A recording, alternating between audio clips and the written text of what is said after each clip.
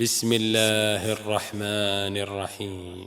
تبارك الذي بيده الملك وهو على كل شيء قدير، الذي خلق الموت والحياة ليبلوكم أيكم أحسن عملا وهو العزيز الغفور، الذي خلق 7 سماوات طباقا ما ترى في خلق الرحمن من تفاوت فارجع البصر هل ترى من فطور ثم ارجع البصر كرتين ينقلب إليك البصر خاسئا وهو حسير، ولقد زينا السماء الدنيا بمصابيح وجعلناها رجوما للشياطين وأعتدنا لهم عذاب السعير، وللذين كفروا بربهم عذاب جهنم وبئس المصير. إذا ألقوا فيها سمعوا لها شهيقا وهي تفور تكاد تميز من الغيظ كلما ألقي فيها فوج سألهم خزنتها ألم يأتكم نذير قالوا بلى قد جاءنا نذير فكذبنا وقلنا ما نزل الله من شيء إن أنتم إلا في ضلال كبير. وقالوا لو كنا نسمع أو نعقل ما كنا في أصحاب السعير فاعترفوا بذنبهم فسحقا لأصحاب السعير.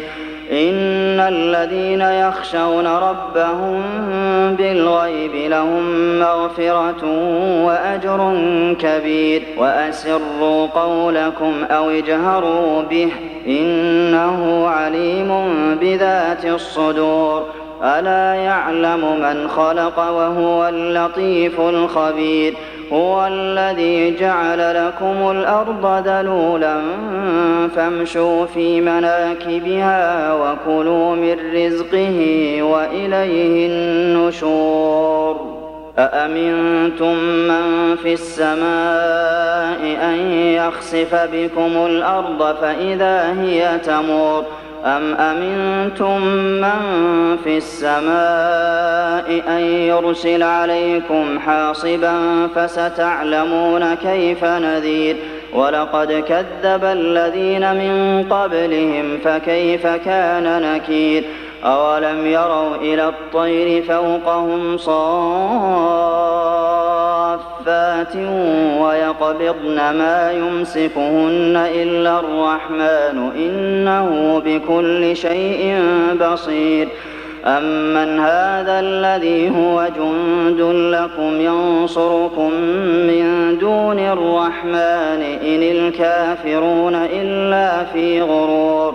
أمن هذا الذي يرزقكم إن أمسك رزقه بل لجوا في عتو ونفور. أفمن يمشي مكبا على وجهه أهدى أمن يمشي سويا على صراط مستقيم. قل هو الذي أنشأكم وجعل لكم السمع والأبصار والأفئدة قليلا ما تشكرون. قل هو الذي ذرأكم في الأرض وإليه تحشرون. ويقولون متى هذا الوعد إن كنتم صادقين. قل إنما العلم عند الله وإنما أنا نذير مبين. فلما رأوه زلفة سيئت وجوه الذين كفروا وقيل هذا الذي كنتم به تدعون. قل أرأيتم إن أهلكني الله ومن معي أو رحمنا فمن يجير الكافرين من عذاب أليم. قل هو الرحمن آمنا به وعليه توكلنا فستعلمون من هو في ضلال مبين. قل أرأيتم إن أصبح ماؤكم غورا فمن يأتيكم بماء صدق الله العظيم.